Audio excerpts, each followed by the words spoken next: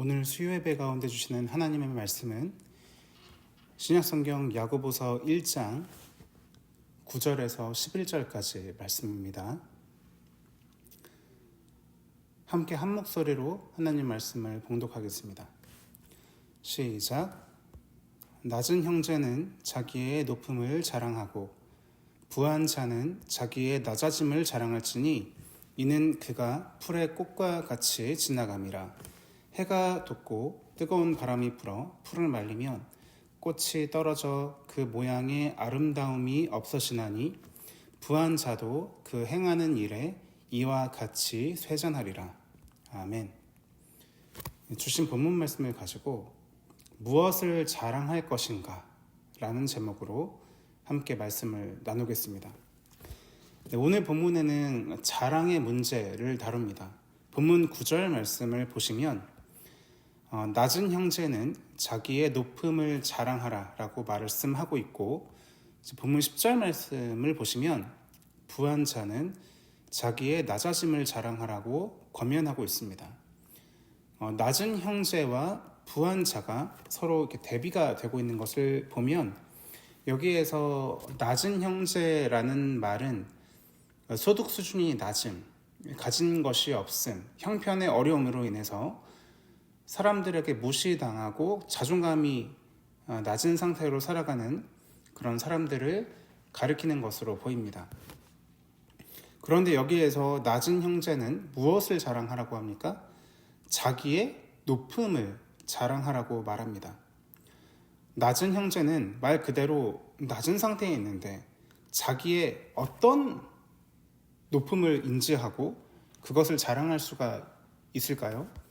우리는 이 지점에서 자랑의 문제를 가장 직접적으로 언급하는 대표적인 성경 구절을 참고해 볼 필요가 있어 보입니다. 예레미야 9장 23절과 24절 말씀에서는 이렇게 자랑에 대해서 권면하는데요. 이렇게 말씀하고 있습니다. 여호와께서 이와 같이 말씀하시되 지혜로운 자는 그의 지혜를 자랑하지 말라. 용사는 그의 용맹을 자랑하지 말라. 부자는 그의 부함을 자랑하지 말라. 자랑하는 자는 이것으로 자랑할지니 곧 명철하여 나를 아는 것과 나 여호와는 사랑과 정의와 공의를 땅에 행하는 자인 줄 깨닫는 것이라. 나는 이 일을 기뻐하노라. 여호와의 말씀이니라. 아멘. 여호와께서 말씀하십니다. 자기의 지혜와 용맹과 부를 자랑하지 말고 여호와를 아는 것에 있어서 자랑하라. 성경에서 자랑의 대상은 자기 자신이 아니라 하나님입니다. 내가 믿는 하나님을 높이는 것, 그것이 곧 자신의 자랑의 대상이 된다는 것입니다. 자기 자신에 대한 것은 모두 자랑의 대상이 될 수가 없다는 것이죠. 자신이 세상 지식을 많이 아는 것, 싸움을 잘하고 기술이 뛰어나서 많은 사람을 이길 수 있는 것, 재산이 많은 것 등등 자기가 많이 가지고 있는 것에 대해서 자랑거리로 삼지 말아야 한다고 성경은 일관되게 강조하고 있습니다.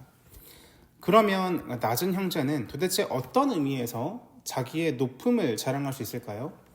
예수님께서 드셨던 비유 중에서 부자와 나사로의 비유를 한번 생각해 보겠습니다. 부자는 일평생 부유하게 살았고 나사로는 굉장히 가난하게 살았던 사람이었습니다. 그런데 둘 다 죽었을 때 부자는 음부로 떨어지게 되고 나사로는 낙원으로 가게 되었죠. 이것은 이제 예수님을 믿느냐 믿지 않느냐에 따른 심판과 구원의 결과였습니다. 나사로는 높아졌고 부자는 낮아지게 되었습니다. 세속적이고 자연적인 상태에서 낮은 형제는 말 그대로 낮은 자리에 있을 수밖에 없습니다. 그가 가진 높음이라고 하는 것은 오직 신앙과만 관계가 있습니다. 내가 믿는 하나님은 위대하시고 높으시고 힘이 있으시다. 그분을 믿을 때 나도 영광스러운 자리에 가게 될 것이다. 이것이 내가 가진 유일한 높음이라는 것이죠. 낮은 형제는 바로 이 높음을 자랑해야 한다라는 것입니다. 그리고 부한 자는 무엇을 자랑해야 합니까? 자기의 낮아짐을 자랑해야 한다고 말합니다. 앞서 말씀드린 것처럼 부한 자는 자기의 부유함을 자랑하기 마련입니다. 그리고 인간은 사실 자기의 존재 가치를 자신이 무엇을 소유했느냐로 규정할 때가 많이 있습니다. 그래서 인간이 자기의 존재를 드러낼 때 자기의 소유로서 자신의 존재를 드러내는 것이죠. 그리고 그것이 곧 자랑이 되는 것입니다. 그러니까 어린 아이들을 보면 자신이 가진 것을 다른 친구들한테 아주 대놓고 드러내면서 서로 의수될 때가 있습니다. 나 새로운 장난감 이거 있다? 뭐 이렇게 자랑하는 거죠. 그러다가 자기 부모님 자랑으로 그것이 이어질 때가 있죠. 우리 집엔 이거 있다? 우리 아빠가 뭐 이런 거 사줄 수 있다? 뭐 이런 식으로 연결이 될 수 있죠. 그런 어린 아이가 하는 자랑 같은 것이 사실 나이가 들고 커서도 이어지게 되는 것입니다. 그렇게 어린아이들처럼 대놓고 나 이거 있다? 이런 식으로 자랑하지 않을 뿐 자신의 집과 차, 명품, 가방 이런 것들로 자신의 존재를 은근하게 자랑합니다. 그러면 그런 것들을 가지지 못한 사람들은 그런 걸 자랑하지 않으니까 괜찮은 것일까요? 그렇지 않습니다. 가진 사람들은 그것을 자랑하고 가지지 못한 사람들은 그것을 부러워하면서 열등감을 느끼게 되니 그것 자체로 우리 모두는 더 많이 소유하고 싶어하고 그것을 자랑하고 싶어하는 존재라는 것을 증명하는 것입니다. 지금 당장 내가 그걸 못 가지고 있으니까 자랑하지 못할 뿐 나중에 가지게 되면 자랑하게 될 것이기 때문이죠. 열등감을 느낀다는 것, 내가 그들을 부러워한다는 것이 그런 의미 아니겠습니까? 그러니 가진 자이냐 혹은 가지지 못한 자이냐 이것의 문제가 아니고 그 사람의 내면의 성향, 영적인 상태가 본질적인 문제라는 것입니다. 못 가진 자는 자신의 못 가짐으로 인해 열등감을 느끼고 좌절하고 가진 자는 자신의 가짐을 자랑하고 이 두 가지가 다 한 가지 성향에서 나타나게 됩니다. 그래서 본문은 우선 낮은 형제에게는 그가 가질 수 있는 유일한 높음, 하나님을 자랑하고 부한 자는 그가 가진 것에 낮아짐을 자랑하라 이렇게 말합니다. 부한 자의 낮아짐이란 무엇일까요? 자신이 가진 부가 아무것도 아님을 자랑하라라는 것입니다. 본문 10절에서는 이는 그가 풀의 꽃과 같이 지나간다고 말합니다. 사람은 빈손으로 왔다가 빈손으로 간다고 하죠. 우리가 소유하고 있다, 소유물이다 이렇게 말하지만 시간의 흘러감 속에서 우리는 사실 그것들을 잠시 손에 움켜쥐었다가 시간이 되면 놓아주게 될 뿐입니다. 그래서 성경적으로 우리는 소유했다고 말하기보다는 하나님께서 우리에게 잠시 맡기셨다라고 표현을 하죠. 여기에서 청지기 사상이 나오게 되는 것이죠. 에덴 동산에서의 아담과 하와를 한번 우리가 상상해 봅시다. 하나님께서 맡기신 에덴 동산 안에서 아담과 하와가 서로 또 누가 더 많이 가졌는지를 놓고 자랑을 했겠습니까? 자기의 것이라 우기는 일이 없이 하나님께서 주신 것들을 누리기에 행복했을 것입니다. 자족했을 것입니다. 죄로 인해서 에덴 동산에서 쫓겨나서 이제 먹고 살기 위해서 평생 땀을 흘려야 하는 저주를 받고 제한된 자원을 놓고 서로 경쟁해야 하는 상황에 놓이게 되자 소유에 대한 경쟁과 더불어서 그것이 이제 자랑의 제목이 되었던 것입니다. 초대교회는 에덴 동산의 그 모습이 회복된 그런 모습들을 보여주는데 서로 모여서 자신의 것이라 주장하지 않고 유무상통의 공동체를 이루었습니다. 그러니까 자기 소유를 자신의 것이라 주장하지 않았으니 당연히 소유를 가지고 자랑하지도 않았을 것입니다. 그것이 바로 이 그리스도인 공동체가 보여줘야 할 아름다운 모습이 아니겠습니까? 자기의 소유, 자기의 부를 자랑하지 말아야 할 이유는 그것이 들의 꽃과 같이 지나가기 때문이라고 말씀하고 있습니다. 이 세상의 것들은 지나갑니다. 지나간다는 것은 영원히 거하지 않는다라는 것이죠. 우리 또한 이 세상에서 나그네로 존재한다라고 고백합니다. 이 세상의 것들은 영원하지 않고 또 우리 또한 영원히 이 세상을 집으로 삼아서 거하게 될 존재가 아닙니다. 그래서 전도서는 만물의 유한함을 이렇게 말하죠.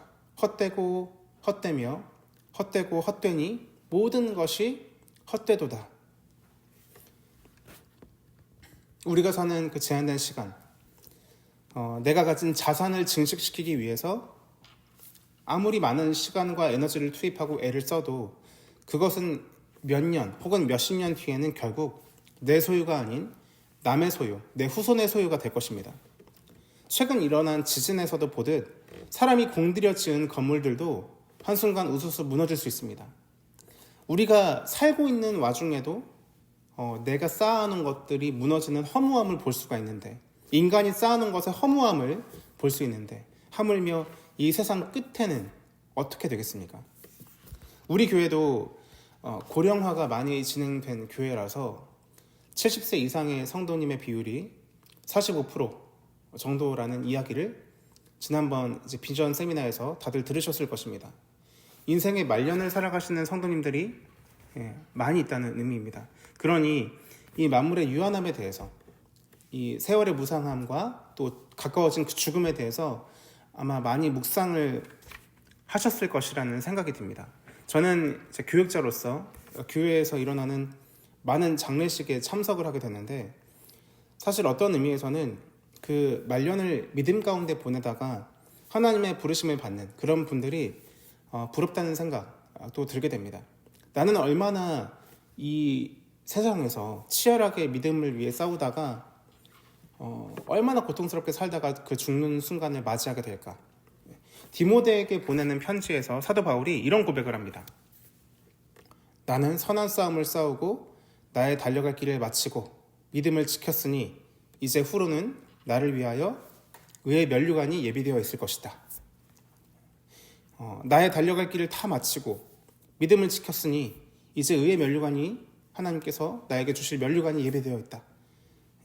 내가 이 고백을 할 정말 나는 나의 달려갈 길을 다 마치고 믿음의 싸움을 다 싸웠다 할 수 있는 그런 날이 빨리 왔으면 좋겠다라는 생각이 듭니다. 우리가 치열하게 자산을 증식시키기 위해서 애써온 삶, 이런 것들이 자랑의 대상이 아니고 하나님 나라와 영광을 위해서 치열하게 믿음을 지키고 복음을 전파한 삶을 자랑하는 것이 그리스도인의 자랑일 것입니다. 요한 1서 2장 17절 말씀에서는 이렇게 말합니다. 이 세상도 그 정욕도 지나가되 오직 하나님의 뜻을 행하는 자는 영원히 거하느니라. 아멘. 이 세상도 그 정욕도 다 지나갑니다. 지나가는 것을 붙잡고 그것을 얼마나 많이 가졌는가로 나의 존재에 의미를 두고 그것을 드러내고 자랑하는 그런 삶을 살지 않기를 바랍니다. 오히려 오직 하나님의 뜻을 행하는 자만이 영원히 거한다고 말씀하고 있으니 하나님과 하나님의 뜻과 그 뜻을 행하는 삶을 자랑하는 저와 여러분들의 삶이 되시기를 예수님의 이름으로 간절히 축원드립니다. 함께 기도하겠습니다. 살아계신 아버지 하나님, 감사와 찬양을 올려드립니다. 한 주 동안 치열하게 삶을 살아온 저희들이 이렇게 한 주의 중간에 하나님께 모여서 예배하고 함께 말씀을 나누고 기도할 수 있는 귀한 시간을 허락하여 주심을 감사합니다. 우리가 무엇을 위해서 치열하게 다름질하고 있는지를 다시 한번 생각하게 하여 주시옵소서. 이 세상에서는 이 세속 자원들을 얼마나 내가 많이 소유하고 있는가로 자신의 존재를 드러내고 그것을 자랑하려고 하지만 우리들은 그 세속 방식을 따라 자신을 드러내지 않고 자랑하지 않을 수 있게 하나님께서 우리의 정신과 마음을 일깨워 주시기를 소망합니다. 하나님을 알고 또 하나님의 뜻을 실천하는 삶을 드러내고 자랑할 수 있는, 거기에 나의 존재에 의미를 줄 수 있는 그런 주의 성숙한 백성들 다 되게 하여 주시옵소서.